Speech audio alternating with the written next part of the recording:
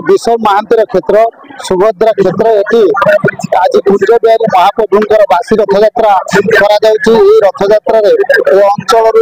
लक्षाधिक भक्त समागम होती भक्त मान भाव विहल अवस्था महाप्रभु बड़दाण्ड दर्शन कर दुर्लभ जिनिस दुर्लभ दर्शन समस्त भाग्य मिले ना ये जो दर्शन मुझे प्रतिवर्ष रथ यात्रा को आसे और महाप्रभुंर दर्शन करे दर्शन देखी मुझे आज निजक धन्य मन श्रद्धालु तो पाग 2 घंटा पूर्व पाग टे भल नाला झिपिझिपि वर्षा होता तथा भक्त मान समागम लगी रही बर्तमान पाग अनुकूल होगा बड़दाण्ड संपूर्ण भक्त लोकारण्य लक्षाधिक भक्त समागम होती विजयपुर आम स्कूल ने आदर्श कला विकास केंद्र आनंद बजार में चाहूँ नाचवा मत बहुत खुशी लगुच 3 वर्ष नृत्य शिखी पार्थसारथी राउत सभापति बालिकुदा निर्वाचन मंडली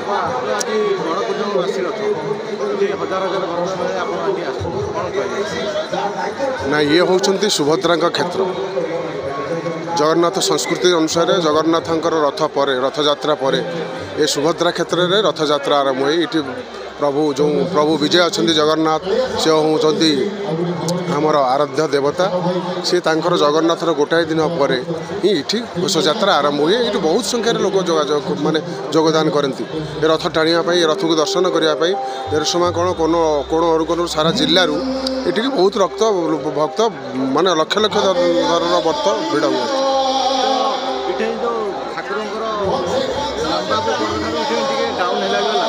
ना कि डाउन लगे कुंज बिहारी महिमारू ठाकुर कौन डाउन हुए बरम उन्नत होगा चलती तेणुक सी स्रष्टा सी कर आम अवमान करूँ तेणुक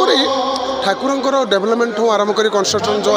सब मान उन्नत होती अवनत किसी आपण मैंने कौन फिल कर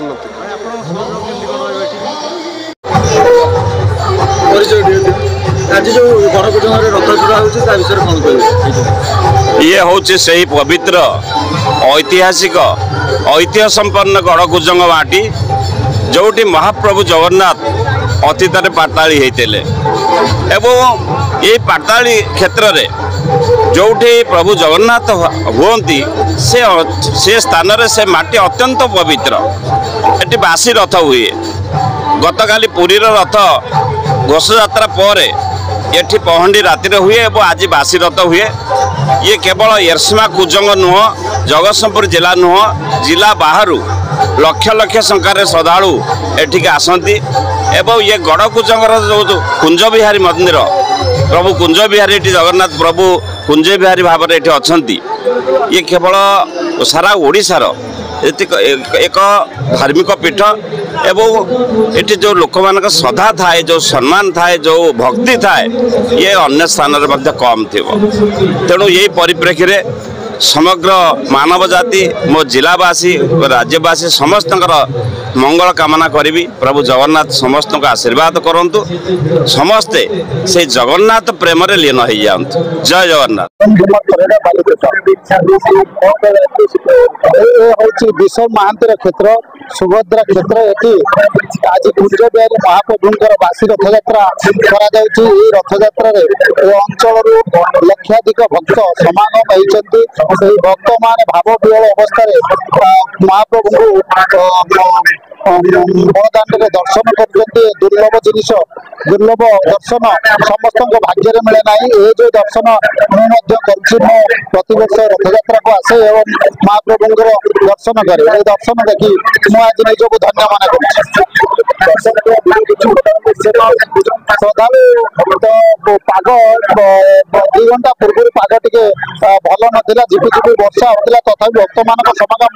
लगी रही बर्तमान पाग अनुकूल होगा बड़दाण्ड संपूर्ण भक्त लोकारण्य लक्षाधिक भक्त समागम होती।